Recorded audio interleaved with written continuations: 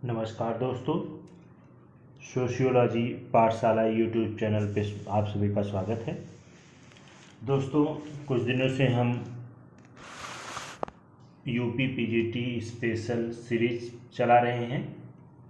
इसमें हम उत्तर प्रदेश के विभिन्न परीक्षाओं में पूछे गए और पीजीटी में पूछे गए प्रश्नों को सॉल्व करा रहे हैं। ये 10वीं वीडियो है। इससे पहले इस सीरीज़ की 9 वीडियो को मैंने अपलोड कर दिया है। यदि आप लोगों ने हमारी पुरानी वीडियो को न देखा हो तो आप लोग जाके देख सकते हैं। अगर वीडियो अच्छी लगे तो लाइक करें, चैनल पर नए हैं तो चैनल को सब्सक्राइब करें। आज का पहला प्रश्न है, सांस्कृतिक पुनरुत्पाद की अवधारणा किसने प्रतिपादित की। बहुत इजी सवाल है दोस्तों, कई बार परीक्षाओं में पूछा हुआ प्रश्न है। सांस्कृतिक पुनरुत्पाद की अवधारणा किसने दी है। विकल्प में है पियरे बोर्दियू, जीन बाउड्रिलार्ड, जैक डेरिडा, अल्थुजर। तो दोस्तों, कई बार परीक्षाओं में पूछा हुआ है, पीजीटी में ये अक्सर पूछा जाता है। सांस्कृतिक पुनरुत्पाद की अवधारणा जो है पियरे बोर्दियू महोदय ने दिया है। तो इस प्रकार से ए विकल्प क्या हो जाएगा, सही हो जाएगा। साथ साथ पियरे बोर्दियू से बनने वाले प्रश्नों के बारे में बात करें। सबसे पहले सांस्कृतिक पुनरुत्पाद क्या होता है इसको जान लेते हैं।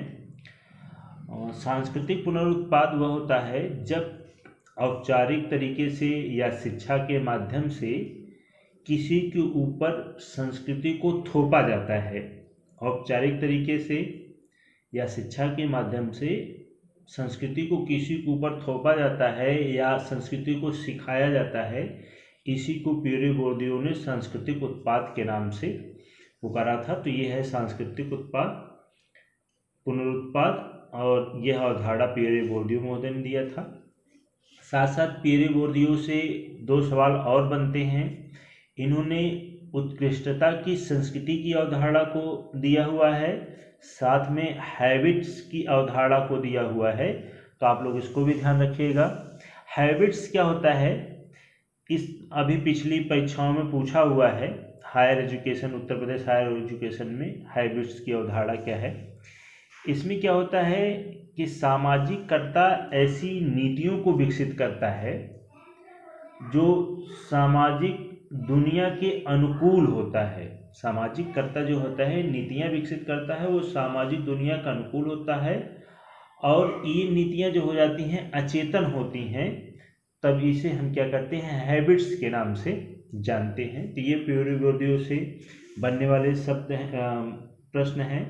हैबिट्स की अवधारणा पियरे बोर्दियू ने दिया है, सांस्कृतिक पुनरुत्पाद की अवधारणा और उत्कृष्टता की संस्कृति। ये एक नया प्रश्न है, उत्कृष्टता की संस्कृति की अवधारणा किसने दिया है, तो ये पियरे बोर्दियू का है। दूसरा प्रश्न है दोस्तों इस प्रैक्टिस सेट का, निम्नलिखित में से कौन सा एक समुच्चय सम्मिलित नहीं है। इसमें से 4 विकल्पों में से 3 तो सम्मिलित हैं, 1 सम्मिलित नहीं है, ये पूछा हुआ है। तो देखते हैं। ए ऑप्शन में है प्रभुत्व और शक्ति की अवधारणा जो है, ये तो मैक्स वेबर की है, तो ये तो सही है। द्विभागीकरण पार्सन्स, ये भी सही है।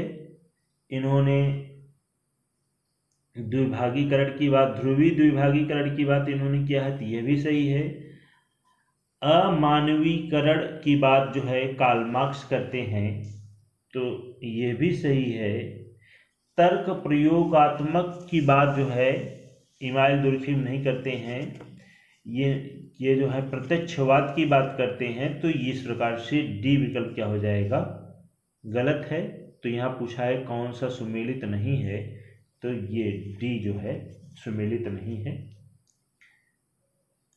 अगला प्रश्न है, आधुनिकीकरण का अंतिम महत्वपूर्ण मापदंड है।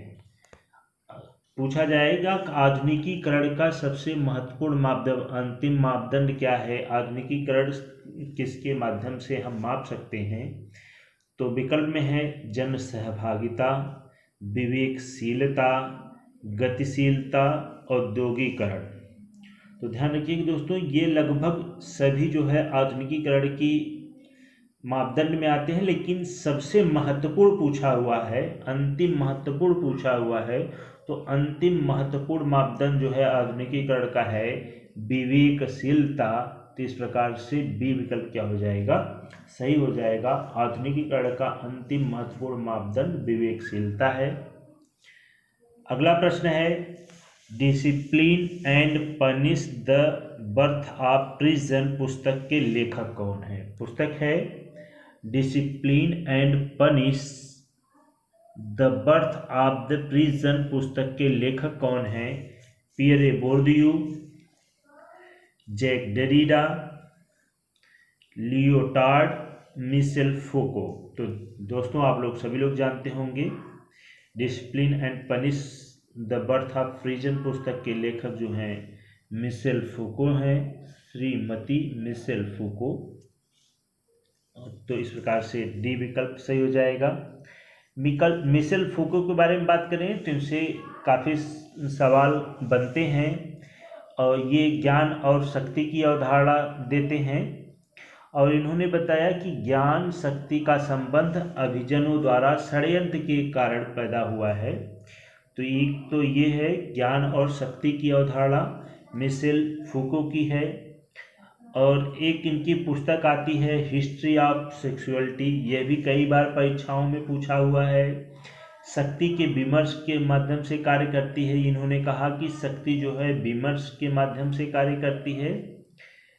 तो यह सब क्वेश्चन भी मिशेल फूको से बनते हैं। किसी दिन मिशेल फूको पे हम विस्तृत क्लास को ले आएंगे, तो इसमें हम विस्तार से चर्चा करेंगे कि मिशेल फूको ने कौन कौन सी अवधारणाएं दी हैं जो परीक्षा के लिए महत्वपूर्ण हैं। अगला प्रश्न है, पांचवा प्रश्न, मैच द कॉलम है। कौन सा कथन, दो कथन दिए हुए हैं, इसमें से पूछ रहा है सामाजिक अनुसंधान से संबंधित दो कथन हैं, कौन सा सही है ये पता करना है। तो सामाजिक अनुसंधान का उद्देश्य नए सिद्धांतों का निर्माण व पुराने सिद्धांतों का परीक्षण करना है, ये सही है। क्योंकि आप लोगों को बता दें कि सामाजिक अनुसंधान का प्रमुख कार्य है कि पुराने नए सिद्धांतों का निर्माण करना, एक तो है ही है कि नई चीज़ों की खोज करना, नए सिद्धांतों की खोज करना। दूसरा ये होता है कि जो पुराने सिद्धांत हैं क्या वह वर्तमान समय में वैलिड हैं, इसकी भी जांच की जाती है। तो इस प्रकार से यह नए सिद्धांतों की खोज या पुराने सिद्धांतों का जांच या परीक्षण करना दोनों सामाजिक अनुसंधान का उद्देश्य है। तो इस प्रकार से नंबर एक तो सही है। दूसरा देखते हैं, सामाजिक अनुसंधान के आधार पर भविष्यवाणी करना संभव नहीं है। तो ध्यान दीजिएगा, यहाँ दिया हुआ है नहीं है, तो ध्यान रखिएगा सामाजिक विज्ञान में सामाजिक अनुसंधान के माध्यम से भविष्यवाणी की जाती है। तो ये विकल्प में दिया हुआ है नहीं है, तो इसका मतलब केवल एक जो है सत्य है, दूसरा क्या है गलत है। तो यहाँ पूछा हुआ है सत्य कौन सा ये बताना है, तो केवल एक क्या है सत्य है। तो इस प्रकार से ए विकल्प क्या हो जाएगा, सही हो जाएगा। अगला प्रश्न है, सामाजिक अंतःक्रिया वह पारस्परिक प्रभाव है जो मनुष्य अंतः उत्तेजना तथा प्रक्रियाओं द्वारा एक दूसरे पर डालते हैं। परिभाषा है ये सामाजिक अंतःक्रिया की कि सामाजिक अंतःक्रिया वह पारस्परिक प्रभाव है जो मनुष्य की अंतः उत्तेजना और प्रक्रियाओं द्वारा एक दूसरों पर डालते हैं। यह परिभाषा किसके द्वारा दी गई है, यह कथन किसके द्वारा कहा गया है, C.H. कूले, gist, Kimbal young, Mead. तो दोस्तों यह कोटेशन जो है गिस्ट महोदय ने कहा है। तो इस प्रकार से बी विकल्प क्या हो जाएगा, सही हो जाएगा। अगला प्रश्न है, 7वां प्रश्न। दोस्तों, यदि वीडियो अच्छी लग रही हो तो अभी तक लाइक न किए हो तो लाइक करें, चैनल पर नए हैं तो चैनल को सब्सक्राइब करें। 7वां प्रश्न है, एक महान समाजशास्त्री जिन्होंने कहा था आधुनिकीकरण एक सार्वभौमिक सांस्कृतिक प्रघटना है। किस समाजशास्त्री ने कहा कि आधुनिकीकरण एक सार्वभौमिक एवं सांस्कृतिक प्रघटना है? Milton singer, Daniel well, Anthony Giddens, Yogendra Singh. तो ध्यान रखिएगा दोस्तों, भारतीय विद्वान है, आधुनिक भारतीय विद्वान है योगेंद्र सिंह। इन्होंने ही कहा था आधुनिकता एक सार्वभौमिक सांस्कृतिक प्रघटना है। तो इस प्रकार से डी विकल्प क्या हो जाएगा, सही हो जाएगा। योगेंद्र सिंह आधुनिक भारतीय समाजशास्त्री हैं, इस वजह से इनसे कई प्रश्न बनते हैं, तो आप लोग इसको नोट कर लीजिएगा इनसे। एक तो इनकी पुस्तक है मॉडर्नाइजेशन ऑफ इंडिया ट्रेडिशन। तो ये तो कई बार परीक्षाओं में पूछा है, तो इसको तो आप लोग रट के ही रखिएगा। दूसरी चीज इनसे पूछा जाता है आधुनिकता मूल्यों की गठरी है, किसने कहा है? तो आधुनिकता मूल्यों की गठरी है, योगेंद्र सिंह का कथन है। उसके साथ इन्होंने एक कोटेशन कहा कि जातियां जो होती हैं वर्ग के ढांचे में कार्य करती हैं, तो यह भी इनसे पूछा जाता है। किसने कहा कि जातियां वर्ग के ढांचे में काम करती हैं? तो योगेंद्र सिंह। और इन्होंने संस्कृतिकरण को जो है अग्रिम सामाजिकरण कहा है, तो यह भी पूछा जाता है किसने संस्कृतिकरण को अग्रिम सामाजिकरण कहा है? तो योगेंद्र सिंह। और उसके बाद बात करें तो ये social esterification and social change in India पुस्तक लिखते हैं। तो इनकी सबसे महत्वपूर्ण पुस्तक जो बार बार परीक्षाओं में पूछा है मॉडर्नाइजेशन ऑफ इंडिया ट्रेडिशन है, उसके साथ एक और पुस्तक है social esterification and social change in India पुस्तक, यह भी योगेंद्र सिंह की है, यह भी परीक्षाओं में पूछा हुआ है। और योगेंद्र सिंह की बात करें तो ये जो है उत्तर प्रदेश के चूरनाखेड़ी गांव का अध्ययन किया हुआ है। तो ये भी प्रश्न योगेंद्र सिंह से बनते हैं, तो आप लोग इसको भी ध्यान रखिएगा। यदि आप लोगों को एक बार में न याद होता हो तो आप थोड़ा सा वीडियो को पीछे करके देख करके इसकी नोट बना लें, क्योंकि इसमें से 1-2 क्वेश्चन हर बार पीजीटी में पूछा हुआ है, तो आप लोग इसको नोट कर लीजिएगा। अगला प्रश्न है 8वां प्रश्न, मंडल आयोग ने पिछड़े वर्गों के चयन में निम्नलिखित में से किस समूह को आधार माना है? मंडल आयोग की बात करेंगे। तो मंडल आयोग जिसे विंध्येश्वरी प्रसाद मंडल इसके अध्यक्ष थे, तो इन्हीं के जो है नाम पे इस आयोग का नाम जो है मंडल आयोग पड़ा था। तो आप लोग ध्यान रखिएगा, इसको कहते हैं मंडल आयोग को कहते हैं बीपी मंडल, विंध्येश्वरी प्रसाद मंडल आयोग। जो अन्य पिछड़ा वर्ग आयोग था, यह आयोग जो है 1979 ईस्वी में बनाया गया था, और ये 1980 ईस्वी में अपनी रिपोर्ट को प्रस्तुत किया था। तो इसके अध्यक्ष थे विंध्येश्वरी प्रसाद मंडल, तो इसी के नाम पे इस आयोग का नाम जो है मंडल आयोग पड़ा। किसी दिन इसकी विस्तृत वीडियो में आप लोगों के लिए लाऊंगा कि पिछड़ा वर्ग आयोग, पहला पिछड़ा वर्ग आयोग था जो काका कालेलकर आयोग था, कब बना? तो 56 में बना था ये आयोग। तो क्या क्या रिपोर्ट आई थी, किस आधार पे उन्होंने अन्य पिछड़ा वर्ग का निर्धारण किया था, इसके बारे में विस्तृत रूप से चर्चा करेंगे।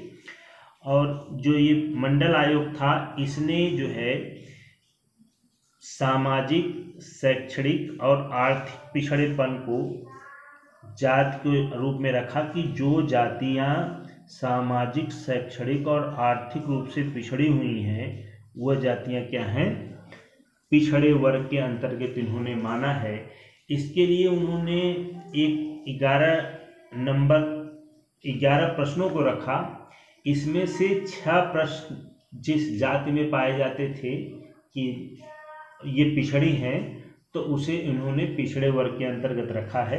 किसी दिन इसके बारे में विस्तृत रूप से हम चर्चा करेंगे क्या क्या इन्होंने पैराडाइम रखा था।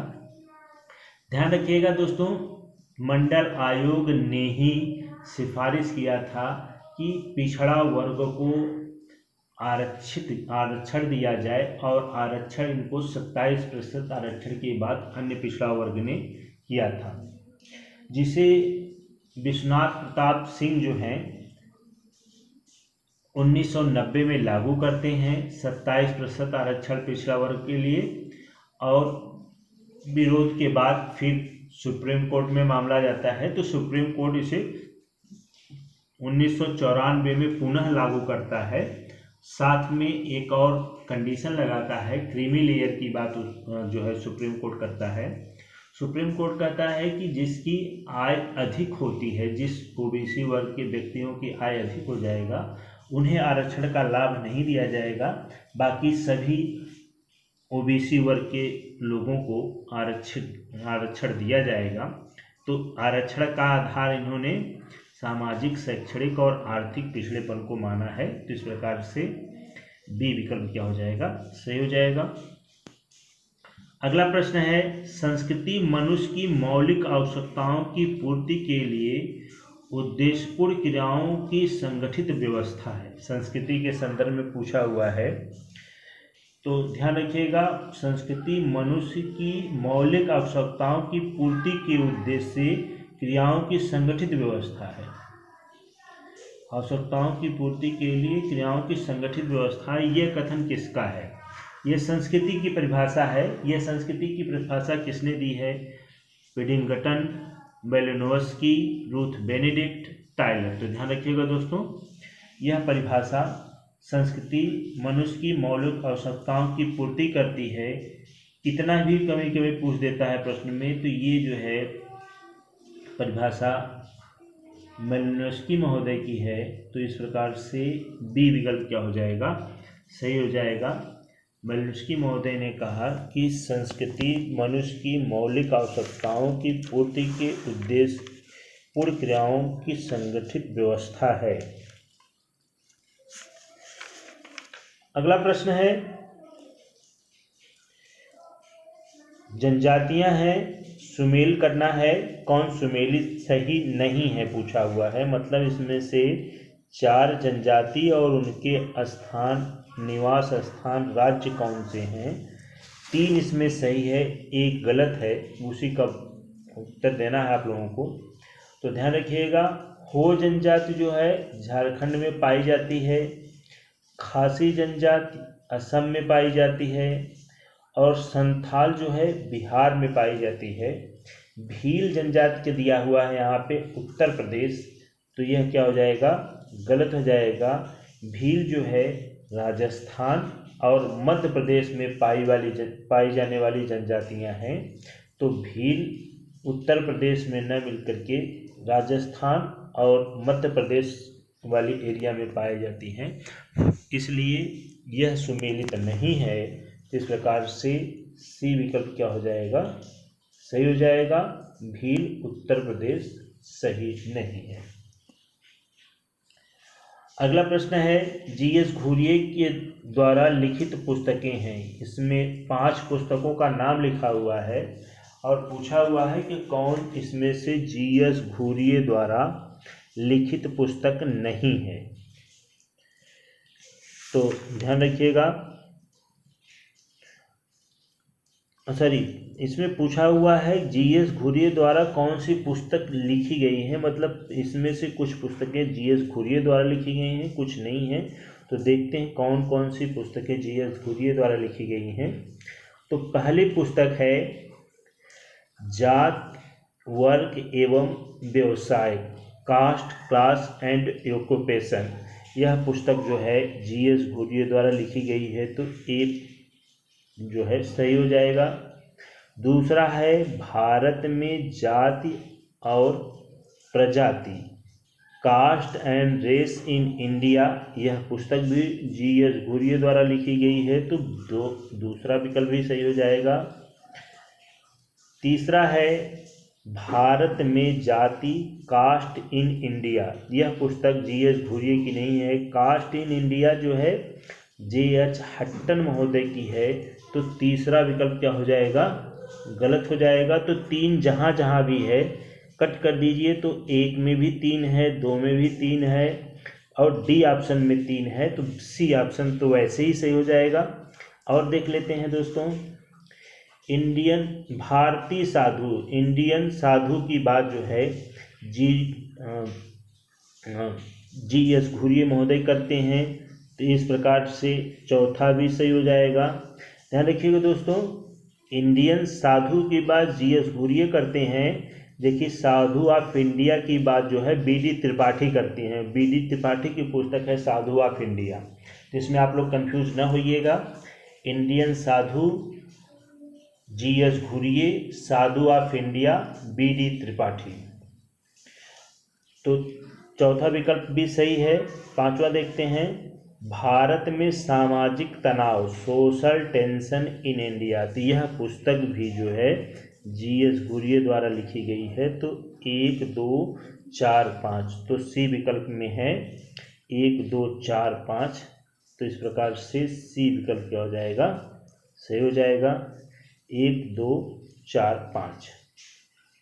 अगला प्रश्न है, पिछड़े वर्गों की समस्याओं को निदान में किसने सबसे अधिक पहल की है। ध्यान रखिएगा दोस्तों, पिछड़ा वर्ग की कई समस्याएं थीं। पिछड़े वर्ग आयोग के बारे में भी हमने चर्चा किया। तो इसमें पूछा है कि पिछड़े वर्ग आयोग के अलावा, इसमें आयोग का नाम ही नहीं दिया हुआ है, किसके द्वारा निदान, समस्याओं का निदान किया गया सबसे ज़्यादा। तो सामाजिक नीति निर्माताओं ने, जगत गुरु शंकराचार्य ने, नेल्सन मंडेला ने, व्यापारियों ने। तो ध्यान रखिएगा दोस्तों,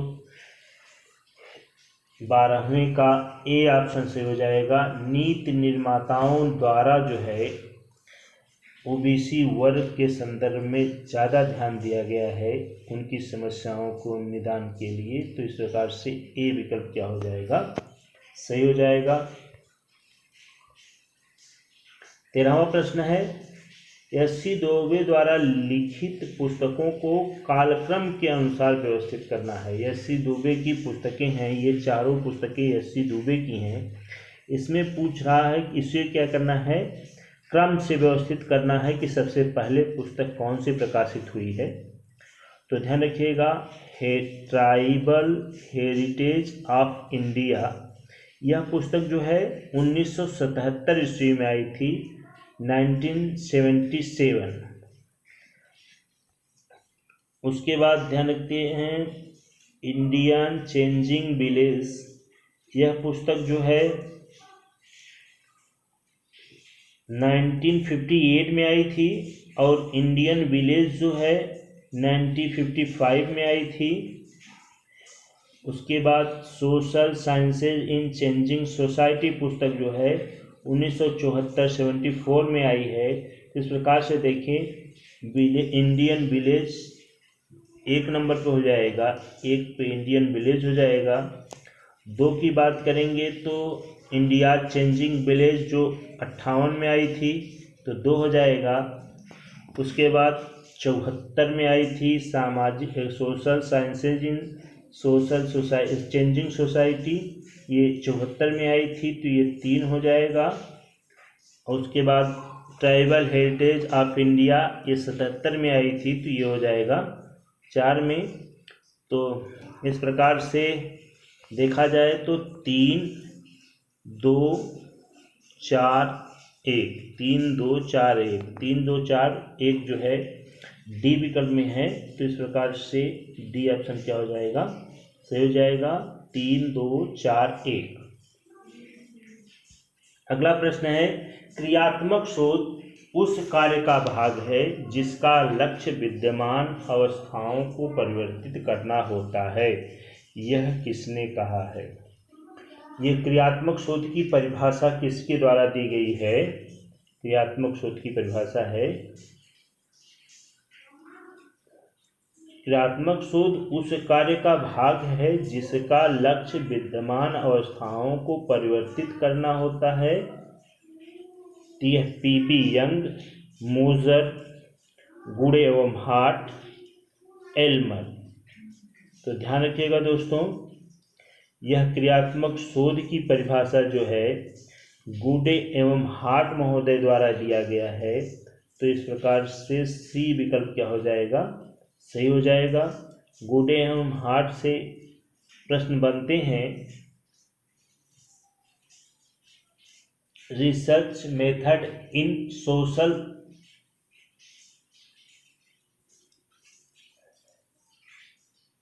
रिसर्च की बात जो है गुड एवं हार्ट महोदय ने किया है। तो इस प्रकार से इसी पुस्तक में इन्होंने जो है क्रियात्मक शोध को परिभाषित भी किया हुआ है। तो इस प्रकार से सी विकल्प क्या हो जाएगा, सही हो जाएगा। रिसर्च में दोस्तों इनकी पुस्तक जो है मेथड इन सोशल रिसर्च है। मेथड इन सोशल रिसर्च पुस्तक जो है गुड एवं हार्ट की है। अगला प्रश्न है,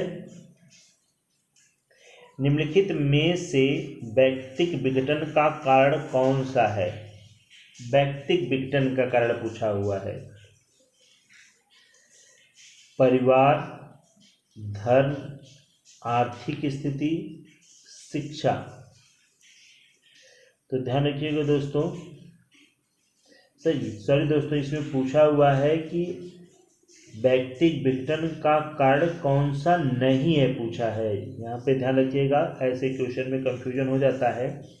पूछा है कौन सा व्यक्तिक विघटन का कारण नहीं है। तो ध्यान रखिएगा दोस्तों, शिक्षा की वजह से जरूरी नहीं है कि व्यक्तिक विघटन आए। परिवार की स्थिति, परिवार के हालात अच्छे न होने पर भी व्यक्तिक विघटन होता है। धर्म के माध्यम से भी इस तरीके की भावनाएं आ जाती हैं तो व्यक्तिक विघटन हो सकता है। आर्थिक स्थिति व्यक्ति की सही नहीं है तो भी व्यक्तिक विघटन हो सकता है। किंतु शिक्षा, यदि व्यक्ति शिक्षित है तो शिक्षा के माध्यम से व्यक्तिक विघटन नहीं आता है। किसी अन्य के माध्यम से शिक्षित व्यक्तियों में भी व्यक्तिक विघटन होता है। ऐसा नहीं है कि शिक्षित व्यक्तियों में व्यक्तिक विघटन नहीं पाया जाता है, किंतु शिक्षा के कारण नहीं होता है। शिक्षा कोई व्यक्ति विघटन का कारण नहीं बनती है। तो इस प्रकार से डी विकल्प क्या हो जाएगा, सही हो जाएगा। अगला प्रश्न है, भूमिका दूरी के विचार को किसने प्रशस्त किया है। यानी भूमिका दूरी की अवधारणा किसके द्वारा दी गई है। विकल्प में है न्यूकॉम, जे बर्नार्ड, लेविंसन, इरविन गॉफमैन। तो ध्यान रखिएगा दोस्तों, यह परिभाषा कई बार परीक्षाओं में पूछी हुई है। भूमिका दूरी की अवधारणा इरविन गॉफमैन महोदय ने दिया हुआ है। तो इस प्रकार से डी विकल्प क्या हो जाएगा, सही हो जाएगा। साथ ही साथ इरविन गॉफमैन से कई प्रश्न बनते हैं। लगभग हर प्रत्येक परीक्षाओं में एक दो क्वेश्चन इनसे पूछ लिए जाते हैं। तो उसको आप लोग ध्यान रखिएगा। गॉफमैन महोदय ने जो है एक पुस्तक लिखा था, the presentation self in everyday life. इसमें इन्होंने नाटककारिता का सिद्धांत दिया हुआ है। यानी इन्होंने नाटक के माध्यम से समाज में सामाजिकरण की बात करते हैं और ये बताते हैं कि समाज में भूमिकाओं को व्यक्ति कैसे सीखता है।